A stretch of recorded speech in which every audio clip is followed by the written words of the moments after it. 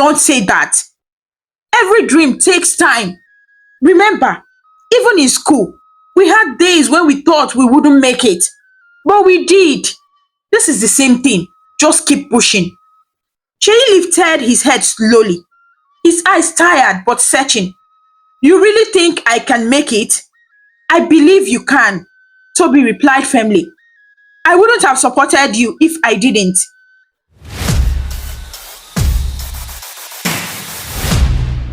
Once upon a time, in a bustling Nigerian university, two young men crossed paths in a way that neither of them could have predicted. Toby was in his second week on campus when he met Sheyi. He was sitting under a tree near the faculty building, flipping through his notes in a quiet attempt to prepare for the lecture next day. Sheyi came walking by, tall and slim, with an easy smile that seemed to draw people toward him. He looked around as though searching for a place to sit. And when his eyes fell on Toby, he walked over. Is this seat taken? Sheyi asked, gesturing to the empty space beside him. Toby shook his head. No, you can sit. And just like that, a friendship began. They talked briefly that day about classes, the lecturers who already seemed too strict, and the pressure that came with university life. Toby noticed that Sheyi had a way of making conversations light-hearted even when they spoke about something serious. By the end of that short exchange, they had decided to work together to their next class. In the weeks that followed, they saw each other almost every day. They discovered they were both studying in the same faculty. And although their courses were slightly different, their timetables often overlapped. Soon, they began to sit together during lectures, share food, and study side by side in the evenings. It was not long before other students noticed their bonds. You two are always together, one of their classmates remarked one day, laughing. Are you brothers? Sheyi laughed too loud, glancing at Toby. Something like that, he said. And indeed, that was how it felt. In a short time, their connection grew so natural and strong that people around them could barely imagine one without the other. They became known for their partnership. If you saw Sheyi in the library, you knew Toby was not far from there. If Toby was in the cafeteria, there was a high chance Sheyi was already at the same table. It was more than just convenience. They found comfort in each other's presence. Toby was calm, patient, and thoughtful, while Sheyi was energetic, bold, and talkative. Where one was quiet, the other was loud. Where one hesitated, the other leaped. Together, they balanced each other. University life was not always easy. They had days when money was short, days when assignments piled up, and days when failures seemed to outweigh progress. But they endured those times together. When one of them failed a test, the other was there to encourage him. When they could not afford a proper meal, they pulled their coins and bought bread and beans to share. Many nights they stayed awake, sitting under the dim light of their hostel room, talking about the future. Their dreams often took the same shape. They wanted to graduate, find good jobs, and make their families proud. But one dream kept coming up more than the rest: Lagos. To them, Lagos was more than a city. It was a symbol, a place where life could finally begin, a place of opportunities, where hard work and persistence could be rewarded. Whenever the frustration of university life felt overwhelming, one of them would say, one day we will go to Lagos, and the other would nod, smiling, as though Lagos was a promised land waiting to welcome them. Their friendship deepened over the years. There were arguments, of course, times when one felt misunderstood or when stress made tempers rise. But even those moments never lasted long. By the next day, they would find themselves back together, joking as if nothing had happened. That was the kind of bond they shared, a bond strong enough to withstand storms. When graduation finally arrived, their hearts were filled with both relief and anxiety. They hugged tightly after the ceremony, both dressed in their gowns and caps, their families clapping and cheering nearby. We made it, Sheyi said, grinning. Toby laughed. Yes, we did it. Now the real journey begins. But life after university was not as simple as they had imagined. Both returned to their hometowns and began the long and often discouraging process of looking for jobs. They sent out countless applications, attended interviews, and waited for calls that rarely came. The weeks stretched into months, and the silence grew heavy. Toby tried to stay patient, but it was difficult. He often spent his mornings scanning newspapers for job listings and his afternoons at internet cafes, updating his CV. Sheyi, on the other hand, grew restless quickly. His creative energy made it hard for him to sit still. He began recording short videos on his phone, skits, rants, and funny commentaries, and posting them online. He wanted to be noticed, to become a YouTuber and a content creator. Whenever they spoke on the phone, their conversations often circled back to the same dream, Lagos. Nothing is happening here, Shane said one night, his voice frustrated. If we stay in this town, we'll rot. Lagos is where things are happening. That's where we need to be. Toby sighed, leaning back in his chair. He knew his friend was right. Their small hometowns had little to offer. You're right, he replied. We said we would go after graduation. Maybe it is time. So they began to plan, slowly at first, because they did not have much money. They talked about how they would find a place to rent, how they would manage until they found work, and how they would stick together no matter what. Every conversation ended with renewed determination. When the day finally came, it was not with fanfare but with quiet courage. Each packed a bag with clothes, books, and a few personal belongings. They carried their dreams more than they carried possessions. On the morning they left, Toby's mother hugged him tightly, tears filling her eyes. Be careful in Lagos, she whispered. That city can be harsh. Stay focused. Sheyi's father placed a hand on his shoulder, nodding firmly. Remember why you are going. Don't waste the opportunity. With blessings and prayers from their families, they boarded a bus and began the journey. The road was long, filled with stops and starts, with vendors shouting at each bus station and hawkers pressing goods against the windows. They shared snacks along the way, laughed at the passengers who quarreled with the conductor, and whispered about life awaiting them in the city. When the bus finally entered Lagos, the energy hit them immediately.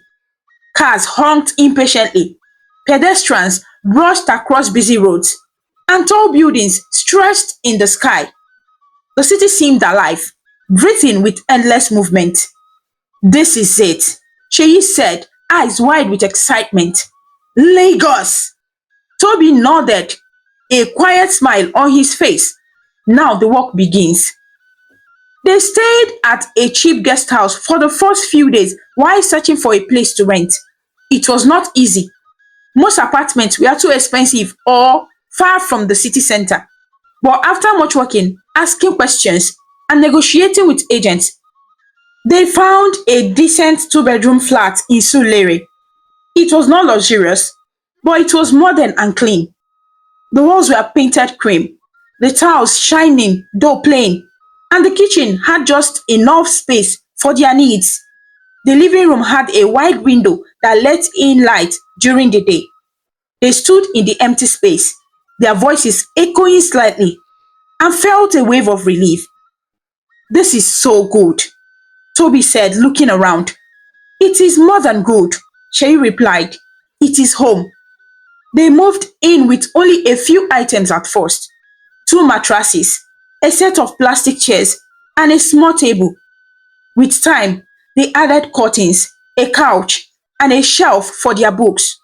It was simple, but it was theirs. The first night in the apartment were filled with laughter. They stayed up late, talking about the city, about the future, and about the things they wanted to achieve. Even when exhaustion from the day's hustle weighed heavily on them, they found energy in their dreams. Soon, Toby secured a job at a tech company. It was not easy work, but it paid fairly. He threw himself into it with the same calm discipline he had always shown. Sheyi, meanwhile, focused on his content creation. With Toby's encouragement, he saved up and bought a second-hand camera and a ring light.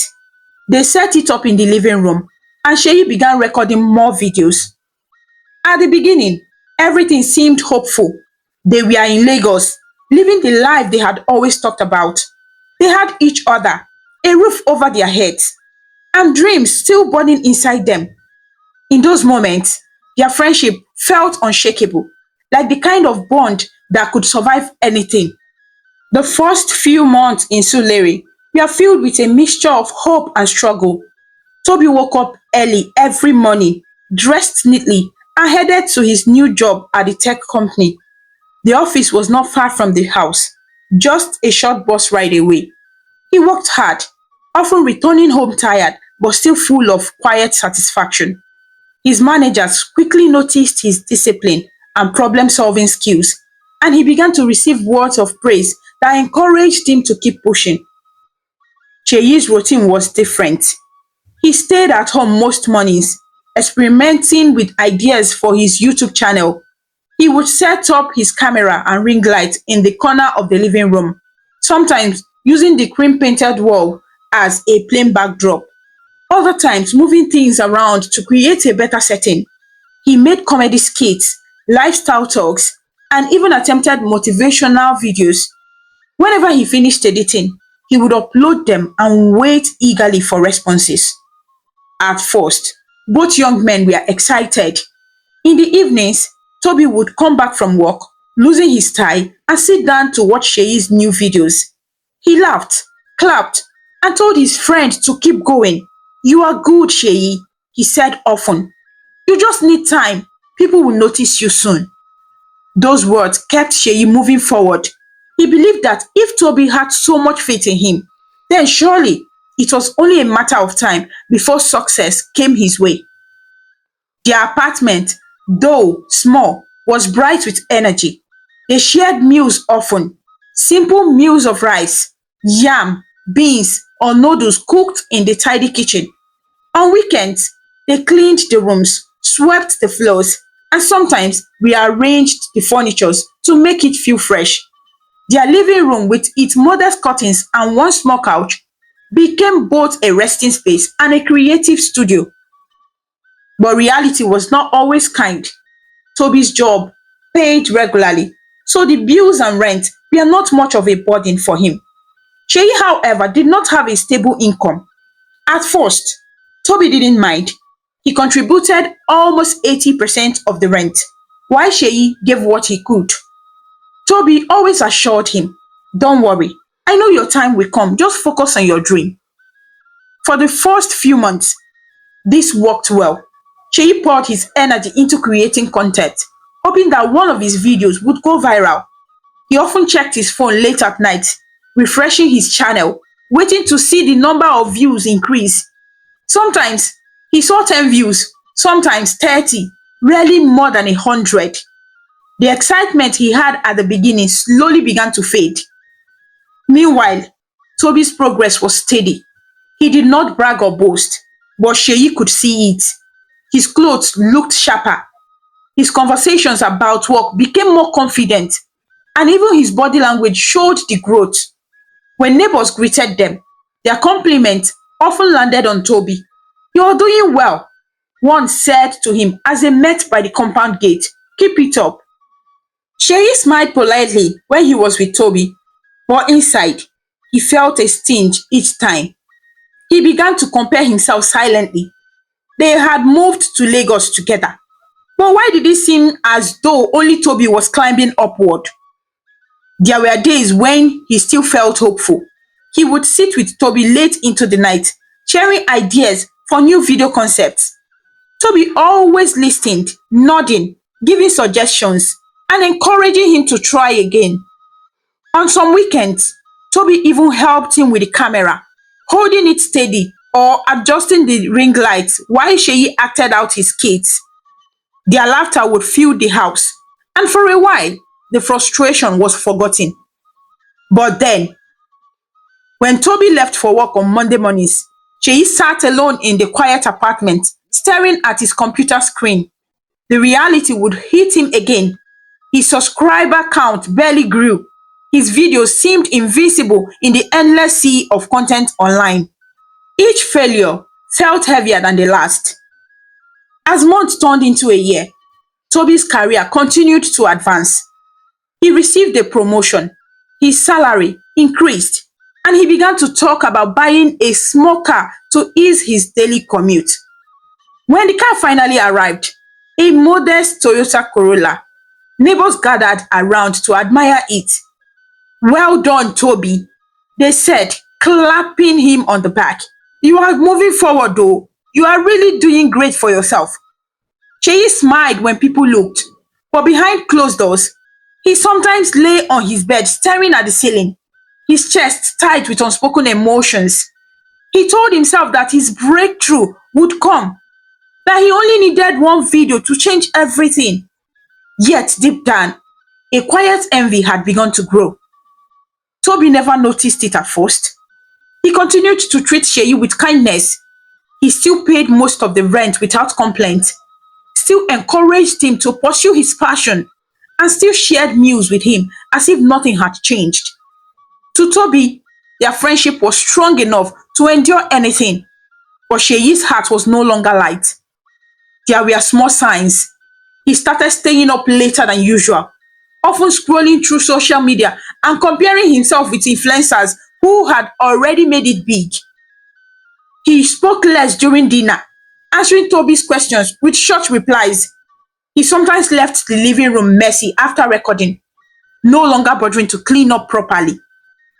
Toby noticed these things but chose patience over confrontation. He believed Sheyi was only frustrated and that with time, things would improve. He often reminded him, "We didn't come to Lagos to give up. Keep going, you will get there." One evening, after a long day at work, Toby came home to find Sheyi sitting on the couch, his face buried in his hands. "What is wrong?" Toby asked, dropping his bag gently on the table. "I don't know if this is worth it anymore," Sheyi muttered. "Nobody is watching my videos. Maybe I should quit." Toby sat beside him and placed a hand on his shoulder. "Don't say that. Every dream takes time. Remember, even in school, we had days when we thought we wouldn't make it. But we did. This is the same thing. Just keep pushing." Sheyi lifted his head slowly, his eyes tired but searching. "You really think I can make it?" "I believe you can," Toby replied firmly. "I wouldn't have supported you if I didn't." Those words lifted Sheyi for a moment. He smiled faintly, and they ate dinner together in silence afterward. But the weight of his struggles did not vanish. The following month brought even more contrast between them. Toby began to save money, not just for himself, but for the household. He bought better curtains, replaced the plastic chairs with a proper dining set, and even got a small flat screen television for the living room. The apartment began to look more homely, more modern and welcoming. Sheyi enjoyed the improvement, but could not ignore the fact that it was mostly Toby's money making it possible. Sometimes neighbors made comments that pricked his heart. "Toby, you are really responsible. Even your house looks neat and modern. You are doing well for yourself." Sheyi would stand there, smiling weakly, but inside, he wondered why no one noticed him or his efforts. He was creating videos, he was trying, but in a world where results spoke louder than effort, his work seemed invisible. Their friendship was still intact, but the balance had shifted. Toby carried more weight financially, emotionally, and practically, while Sheyi wrestled with feelings he could not fully admit, even to himself. At night, when the lights were off and the flat was quiet, Toby slept peacefully after a long day of work. But Sheyi lay awake, scrolling through his phone, watching other creators succeed, and asking himself why his own light had not yet been noticed. The laughter in their home had not disappeared completely, but it came less often. Where there was once only joy and shared dreams, a shadow of comparison had begun to creep in. Neither of them could see how much that shadow would grow in the years to come. Toby's days settled into a rhythm that brought him peace. He woke up early every morning, dressed neatly in his pressed shirt, and left the flat with quiet determination. His colleagues at the office respected him, and his supervisors praised him often for his focus and discipline. He was not the loudest person at work, but he was dependable. And in a city like Lagos, dependability was rare and valued.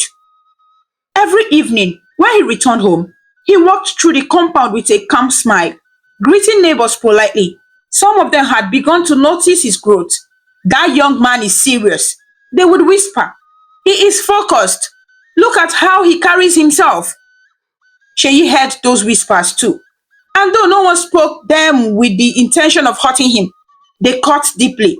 At first, he had tried to convince himself that it did not matter. People saw what was visible, but they did not know his story.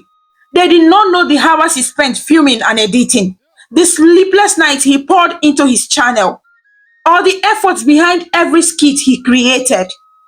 But as the weeks turned into months, it became harder to silence the thoughts. Each compliment directed at Toby sounded to him like a reminder of his own invisibility. Inside the flat, the atmosphere had changed in ways only they could feel. The laughter that once filled their evenings came less often. Toby still encouraged Sheyi, still asked him about his videos, and still believed in his potential. But Sheyi's responses grew shorter. Sometimes he shrugged, sometimes he muted that nothing good was happening, and sometimes he avoided the topic completely. The living room, once their shared space of dreams, began to feel divided. On one side sat Toby, relaxed after work, sometimes typing on his laptop or watching a movie. On the other side sat Sheyi, his phone in his hand, scrolling endlessly, his mind heavy with silent questions. There were moments when Sheyi still tried to hold on to hope. One afternoon, he recorded a comedy skit that he felt particularly proud of. He showed it to Toby before uploading it. Toby laughed genuinely, clapping his hands. This is good, Sheyi. This one will go far. I am telling you, people will love it. Sheyi smiled, his chest warming at the encouragement. He uploaded the video and waited. For 2 days, he checked his channel every hour, but the numbers barely moved. 20 views, 30, then 50. By the third day, it was clear it would not go viral. The hope that had sparked inside him dimmed again. Meanwhile, Toby's success at work was becoming more visible. He had been promoted to a team leader position, and his salary was increased once again. With that, he began to improve their living conditions. He bought a new dining set, a better couch, and even surprised Sheyi with a small gift, a wireless microphone, to help improve the quality of his recordings. Sheyi thanked him, but the gratitude was mixed with something else. It felt like a reminder that he could not provide these things for himself. Each gift, though given in love, pressed on his pride. Their neighbors noticed the changes too. The apartment, though still modest, looked fresher and more comfortable. One evening, as Toby parked his car in front of the compound, a group of neighbors gathered around. Toby, you are moving forward though. We can see the hand of God in your life, one woman said. Toby smiled shyly, thanking them. Sheyi stood a little behind, forcing a smile. Nobody turned to him. Nobody asked about his own progress. At night, lying in bed, Sheyi thought about those moments again and again. He remembered how back in university, people had seen them as equals, two boys walking side by side, sharing dreams and carrying similar struggles. Now, in Lagos, people saw them differently. One was progressing, the other was stagnant. The thought gnawed at him. The resentment did not appear loudly at first. It crept in quietly. When Toby returned home and spoke excitedly about a new project at work, Sheyi listened with a half heart, nodding but not truly present. When Toby offered advice about his videos, he accepted it outwardly, but inside felt insulted, as though being pitied. Still, Toby did not see the depth of the change. He continued to believe in the friendship, continued to carry more of the household bills without complaint, and continued to speak words of encouragement. To him, Sheyi was still his brother, the same friend he had met under a tree in the university years. But Sheyi's view was no longer the same. He began to keep more to himself. Sometimes he stayed out late, wandering the busy streets of Lagos, watching people rush past him, workers, hustlers, dreamers, all chasing something. He felt like he was chasing too, but with nothing to show for it. One night, when he returned home past midnight, he found Toby still awake, working on his laptop in the living room. Toby looked up and said gently, "You came back late. Is everything okay?" Sheyi shrugged, walking past him without answering. He locked himself inside his room, leaving Toby staring at the closed door with concern. The balance of their friendship had shifted so much that even the air in the apartment felt different. Toby noticed the silence, the distance, but chose not to push. He told himself it was only a phase, that Sheyi was battling disappointment and would find his way again. But Sheyi's heart was growing colder. He no longer laughed as he used to. He no longer felt joy in Toby's progress. Each achievement Toby made felt like a comparison he could not win. And the more people praised Toby, the more invisible he felt. In the compound, the neighbors unknowingly deepened the wound. They spoke of Toby's neatness, his calm attitude, his progress. They admired his car, his work ethic, his discipline. Sheyi heard all of it. Each word felt like a weight pressing on his chest.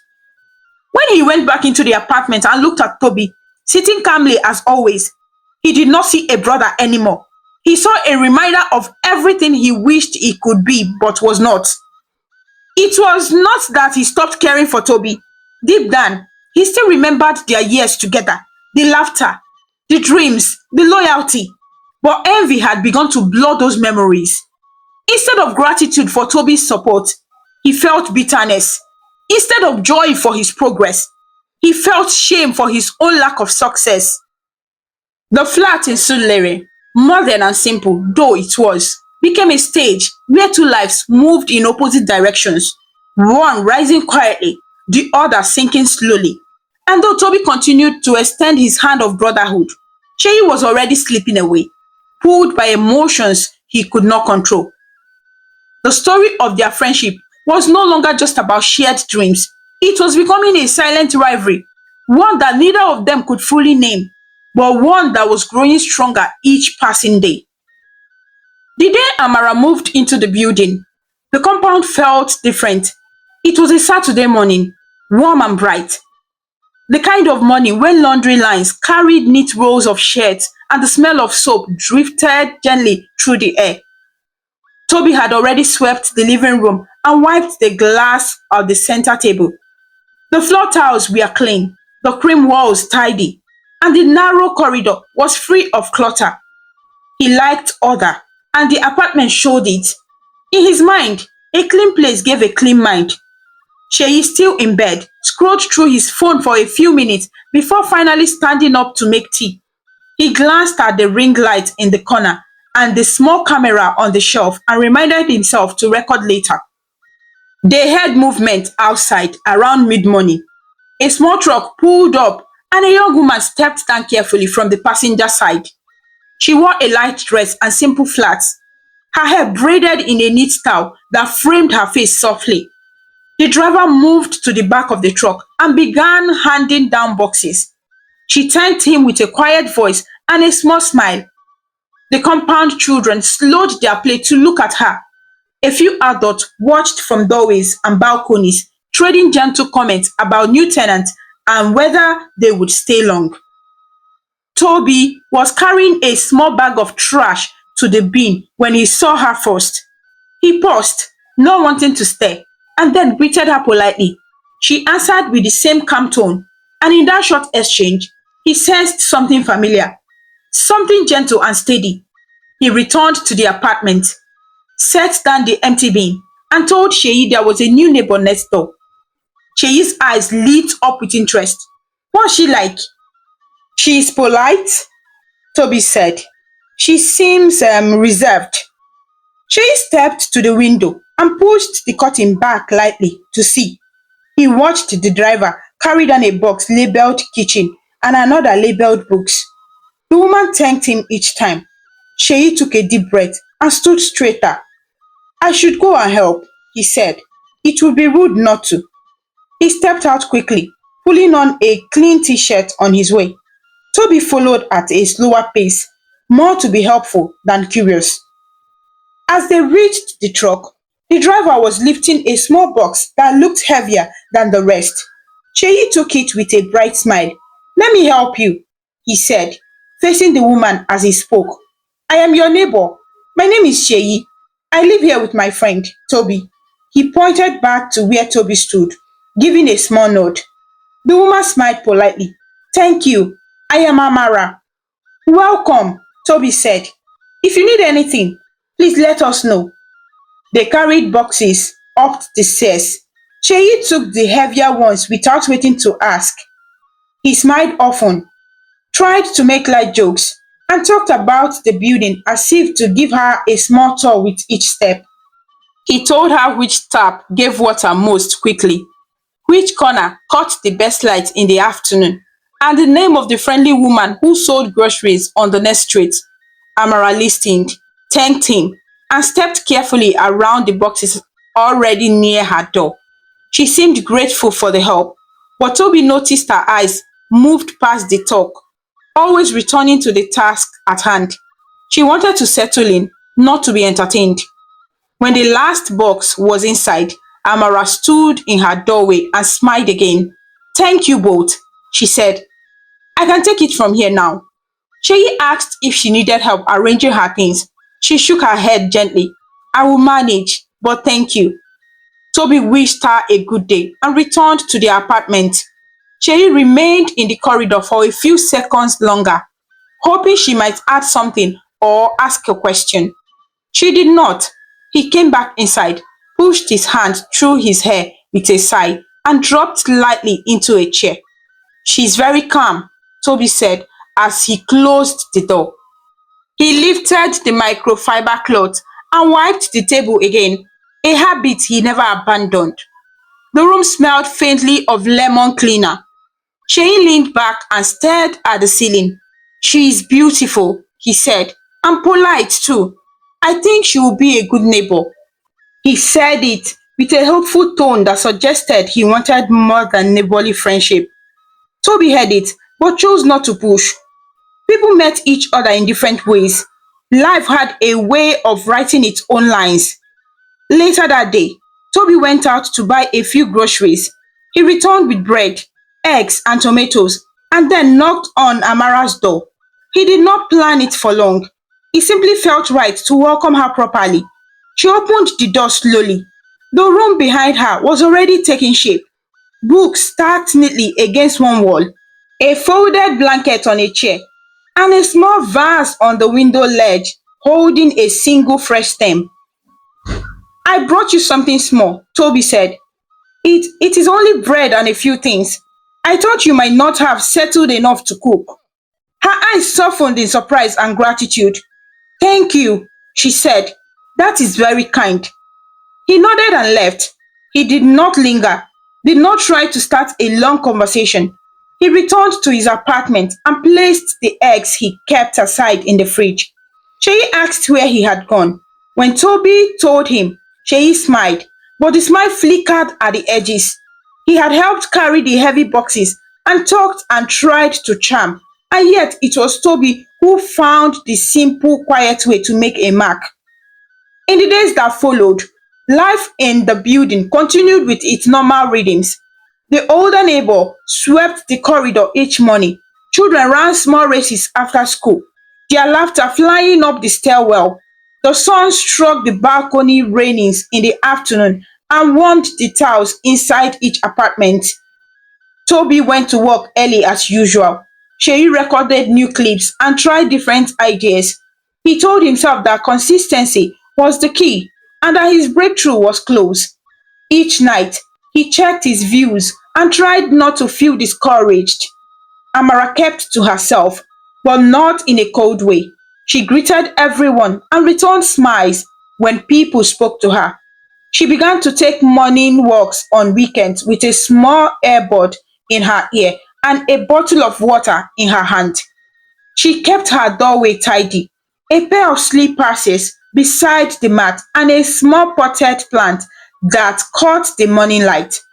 When she met Toby on the staircase one morning, she paused and smiled. He greeted her and moved aside so she could pass comfortably. She asked about his work. He said it was going well. He asked about how she was settling in. She said she was getting there one step at a time. Their exchange was not long, but it felt easy and clear, like two people who respected silence as much as speech. Cheyi tried different ways to meet her again. He timed his return from the corner shop to cross paths with her.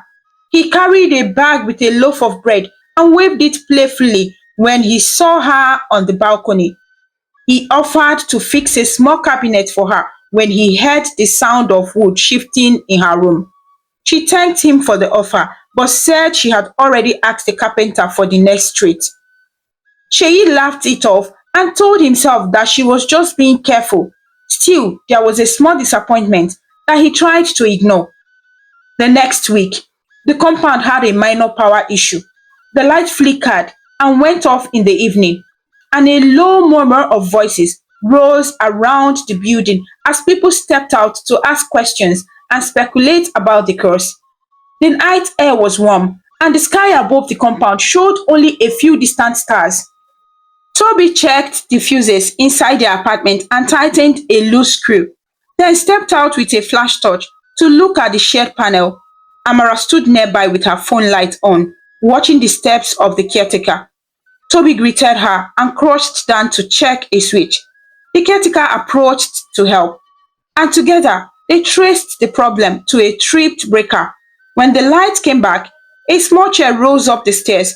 Amara smiled and thanked Toby. Sheyi had been sitting on the couch in the living room, fanning himself slowly in the warm air. He saw the light return and stepped out, found them talking, and greeted them both. He tried to make a joke about electricity having a mood. Amara smiled politely and said she was glad the matter was resolved. The days were full and simple. Toby's quiet progress at work continued. His team began a new project and he found himself giving guidance to a few younger colleagues. He did not talk about it as a boast, only in the simple way of a man who liked his work and respected the people around him. Cheyi pushed forward with his channel and recorded 3 videos in one week. He changed his editing style, wrote new scripts, and tried a short serious talk about patience and focus. He hoped this new direction would draw more people. When the numbers stayed still, the ache of disappointment settled in his chest. Amara and Toby began to talk more often, not with long conversations, but with steady, short ones that built trust. She asked him for directions to a quiet shop where she could buy stationery and simple home items. He told her about a place on a nearby street where the owner was honest and prices were fair. She went, brought a few things, and later thanked him for the suggestion. Cheyi watched these small exchanges and felt left out, not because anyone pushed him away, but because he could not find a natural way to fit in without trying too hard.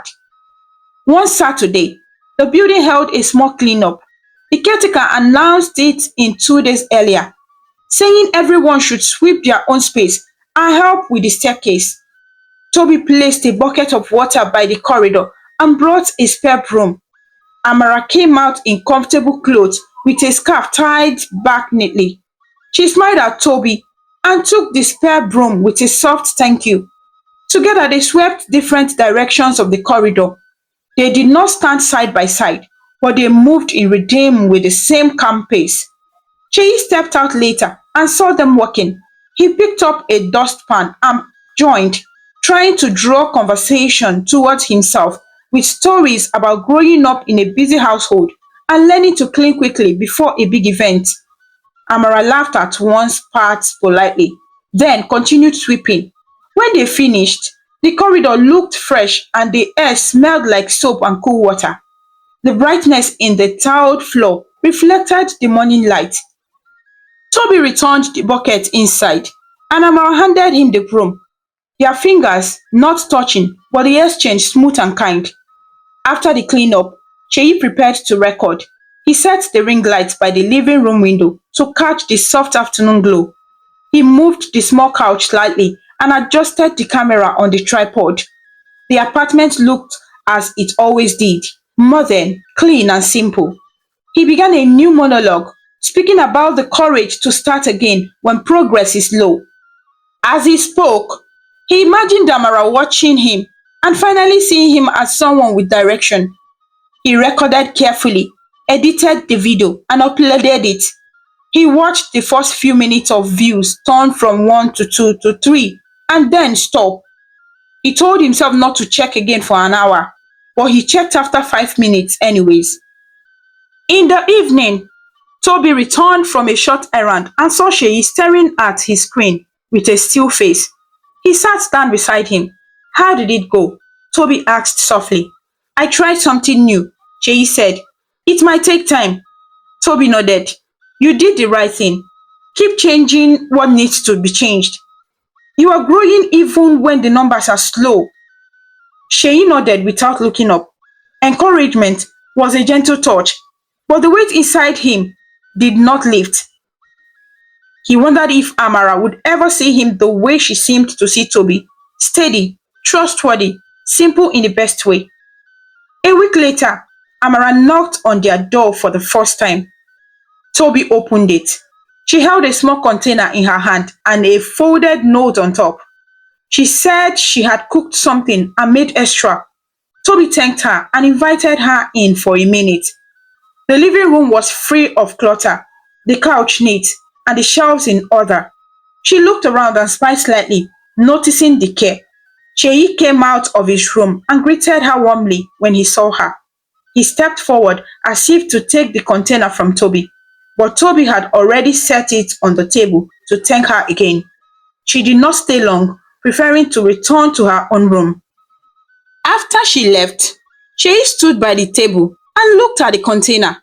He had wanted this moment to happen at his hand, not Toby's.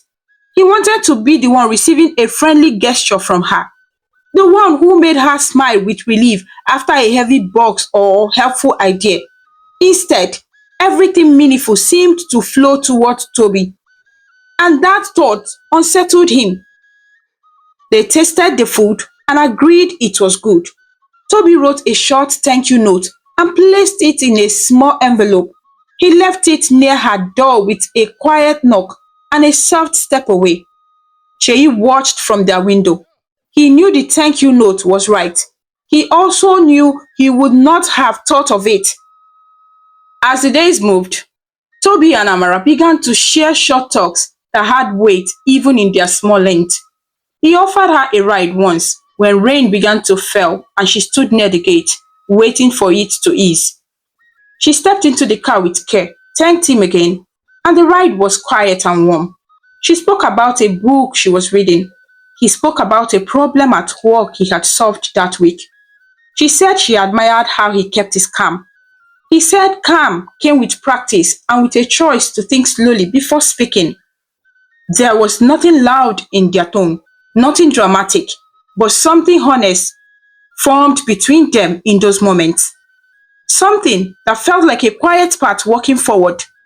Sheyi saw the pattern and tried to tell himself that nothing had started between them.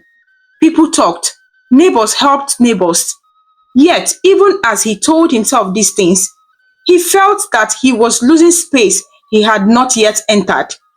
The idea unsettled him in a way that made even the walls of their clean living room feel close and tight. He decided to make a bold move. One evening, he bought a small bouquet from a street seller near the bus stop. The flowers were simple and fresh, tied with a piece of cleaner ribbon. He practiced a short speech in his head. Nothing too strong, just a friendly message to say he admired her and her focus. He told himself that honesty would be enough. When he knocked on her door, she opened and looked at the flowers with a surprised expression. He smiled and gave the speech he had rehearsed. She thanked him kindly, took the flowers, and then, with the same gentle steadiness that marked her every reaction, she spoke in a way that left no confusion. She said she appreciated the gesture, but she preferred to keep things simple with neighbors. She explained that she was trying to build her life with care and focus and was not looking to start anything. Her voice was warm, not harsh, and her eyes did not accuse. She added that she respected him and hoped they would continue to greet each other kindly. Sheyi felt the words like a soft door closing. There was no anger in them, which somehow made the rejection feel even cleaner and clearer. He nodded, said he understood, and wished her a good evening. He walked back to the apartment with steady steps, entered quietly, and sat on the edge of his bed. He stared at the floor for a long minute before lying down. He tried to breathe the ache away. Toby did not know what had happened until the next day when he ran into Amara on the stairs and she thanked him again for the ride the other day. She said the city could be noisy and confusing, but some people made it feel easier just by keeping a gentle way. When he returned to the apartment, he found Sheyi moving the ring light again, adjusting angles, working on a new video plan. Toby asked if everything was okay. Sheyi said yes, and then asked Toby without looking at him what he thought about people who chose their friends carefully. Toby said it was wise to choose with care. Sheyi nodded once and returned to his tripod. The distance inside the apartment grew a little wider after that. Sheyi spoke less and watched more. He noticed that when Amara saw Toby, her face softened in a way that did not happen when she saw him. It was not romance he saw, not yet. It was trust. Trust that started lightly, like a soft thread, but a thread that could hold weight if pulled forward by time. This was the hardest part for Sheyi, because he knew trust was not produced by effort alone. It came from who a person was when no one was watching, from the consistent character that Toby has shown for years. One evening, they met at the stairwell, the three of them. The light at the top flickered for a moment and then grew steady. Amara greeted them both. She looked at Sheyi with the same friendly respect as always, then looked at Toby and asked how his day at work had gone. He said it was busy but good. She smiled and said busy could be good when it built something worthy. Sheyi watched in silence. He did not want to be angry. He wanted to understand how his life had become a series of missed moments, a map of roads that did not meet where he wanted them to. He recorded that night until late, pushing through 2 retakers and 3 edits. The finished videos was clean and sharp, with good sound from the microphone Toby had given him. He uploaded it and went to bed. In the morning, the numbers were almost the same as always. He sat for a long time by the window, looking at the clean lines of their living room, the shine on the tiles, the quiet order that Toby maintained. He wanted to feel peace in that order. Instead, he felt like a guest in a life that was moving without him. Later that week, Amara left a short note under their door asking to borrow a screwdriver. Toby replied quickly with a small toolbox and a line saying to let them know if she needed help. Sheyi saw the note and felt a brief spark of hope. He took the toolbox to her door. She thanked him and asked if he could hold the frame while she fixed a small nail. He did. so careful and gentle. They finished in a few minutes. She thanked him again, and he returned to the apartment. It was simple and light, but it felt like walking past a garden and touching a leaf without entering. Time, as always, did its quiet work. What began as neighborly exchange of greetings slowly became a pattern of steady friendship between Toby and Amara. They spoke in the corridor, sometimes for a minute, sometimes for five. He asked about her family. She asked about his.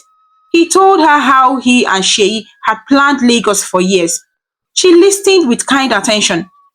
Sheyi heard pieces of these talks from behind their door and found himself revisiting old memories, not with warmth, but with a raw question he could not shake. Why was his own path so slow? One evening, after a long day, Toby sat at the small dining table and wrote in a notebook. He was noting tasks for the week and making a list of items he needed to buy. Sheyi watched him from the couch and said that some people lived like maps, always knowing the next road. Toby looked up with a soft smile and said a map did not remove the journey, only made it a little clearer. Sheyi nodded but said nothing more. When the month ended, Toby paid the larger share of the rent as usual, counting the notes and placing them in a neat envelope for the caretaker. Sheyi added his part, smaller but offered with a straight face. After the caretaker left, Toby said he believed in Sheyi's dream and that he would keep supporting as long as he could. He said it kindly, not as a complaint, but Sheyi heard a bell in the words. He wanted to say thank you. He also wanted to say stop. He said neither.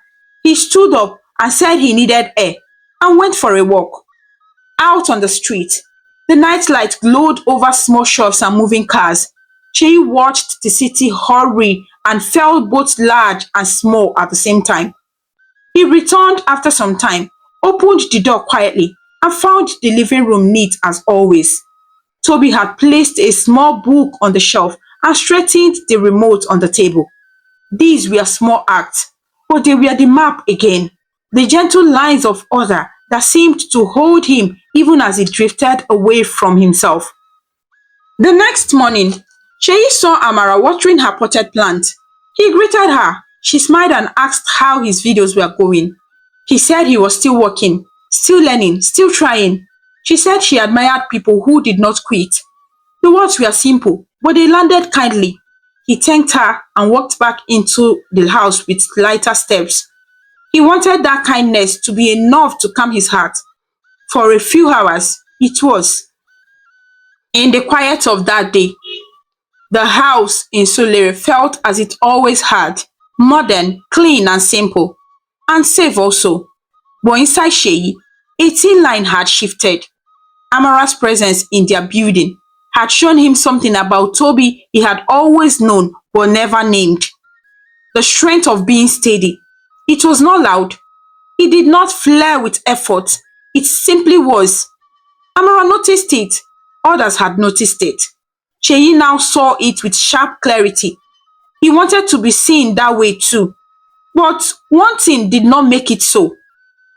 As evening settled, Toby and Amara spoke for a moment on the balcony. Sheyi watched from the living room, his eyes resting on the soft shapes of two people who did not rush their words. He felt the old bond with Toby pull at him, the memory of shared meals and the late night talks and laughter that once came easily. He also felt the new ache that would not go away. His life was still his to choose. But in that moment, choice felt as heavy as any box he had carried up those stairs on the day Amara arrived. The night closed around the building. Doors shut softly.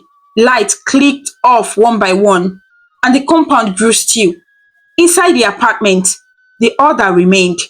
A swept floor, a folded blanket, a shelf without dust. Toby slept. Sheyi lay awake and listened to the steady quiet. Between the walls, a new story had begun, not just loud, but sure, and he did not carry his name at the front. He turned on his side and closed his eyes, telling himself that tomorrow he would try again. that he would film a better video, that he would find a new way. The words were good. He wanted to believe them. He held them like a handle in the dark and waited for sleep to come. One evening, Toby returned with a printed job posting from his office. He placed the paper on the small dining table and asked Sheyi to sit. He explained that a junior role had opened up, not in the same team, but in the same building. It was an entry-level position that needed someone who was patient, willing to learn, and ready to show up on time. Toby said he believed Sheyi could do it, that it would give him structure and help him grow while he still worked on his channel after hours. Sheyi stared at the paper and then at Toby. In his mind, the job looked like a confession of failure. It looked like a public admission that his dream could not feed him. He had pity where there was only friendship. He kept his voice even, but still cool. He said he appreciated the thought, but he wanted to focus on his content creation for now. He said a 9 to 5 job would reduce his creativity and steal the energy he needed to make something great. Toby did not argue. He knew better than to push when someone was standing on the thin ice of his own pride. He folded the paper and left it on the table in case Sheyi changed his mind. Sheyi did not touch it again. The next morning, Toby found it under a coaster, slightly bent at the corner. He put it away in a drawer without a word. The silence between them grew heavier. It was not a fight with raised voices. It was the absence of what used to be there. Light jokes after dinner, quick updates from the day, simple questions that used to open longer talks. Now their words were short and measured. Toby asked if Sheyi needed anything from the shop. Sheyi said no. Sheyi asked if Toby would be home late. Toby said he had a meeting and might return after 8. They moved around each other like people avoiding a bruise. Amara did not know the details, but she sensed something had changed. When she met Sheyi in the corridor and asked how his videos were going, he smiled without showing his teeth and said he was working on something big. When she met Toby at the gate, he smiled with the same calm she trusted and asked if she had eaten. He carried groceries in one hand and held the gate open with the other. Their kindness towards each other was evidence. A Sunday afternoon brought a break in the weather. Rain fell softly and then stopped. The air felt new. Amara and Toby walked to the nearby market to buy a few things. They did not hold hands, but their steps matched. They talked about books, the noise of the city, and the way some people found silence even in the busy places. They never mentioned love. They did not need to. Their feelings sat between them without asking for attention. Sheyi watched them return from the window. He told himself they were only neighbors, only friends. He repeated that line as a shield, but the shield was thin, and the truth cut through. He turned away from the window, shut his room door, and lay on his bed, staring at the ceiling. The ring light in the corner looked like an eye that had grown tired of watching him try. That evening, Toby cooked rice and a simple stew. The scent filled the clean kitchen, warm and familiar. He called Sheyi to come and eat. Sheyi delayed until the food grew warm and then cooler. He finally came out, served himself a small portion, and returned to his room. Toby stood by the sink, hands in soapy water, and stared through the window at the quiet rectangle of the sky. He did not know how to call his friend back from a place he could not see. The next week brought a new load of work to Toby's desk. Deadlines tightened. He left the apartment earlier and came home later. He kept his corner of the living room tidy, the laptop closed and placed square on the table, the remote aligned, and the books arranged by size. He did these things not to impress anyone, but to hold onto other the way a person holds a rail when a bus turns. In the middle of that week, he mentioned something to Sheyi that he had been thinking about for a while. He said he might move closer to work. He explained that the commute was burning hours that he could use for rest or for learning. He said he did not mean tomorrow or next week, But soon, perhaps in a few months, if he found a simple place near the office, he said he would help Sheyi plan for the rent and would not leave him without support. Sheyi listened and heard only one sentence: I am leaving you. He did not hear the timeline or the help. He did not hear the care. He felt the floor tilt under him and held onto pride the way a person grabs at anything within reach. He nodded as if it did not matter. He said in a voice that tried and failed to sound free that Toby should do what was best for him. Then he left the room.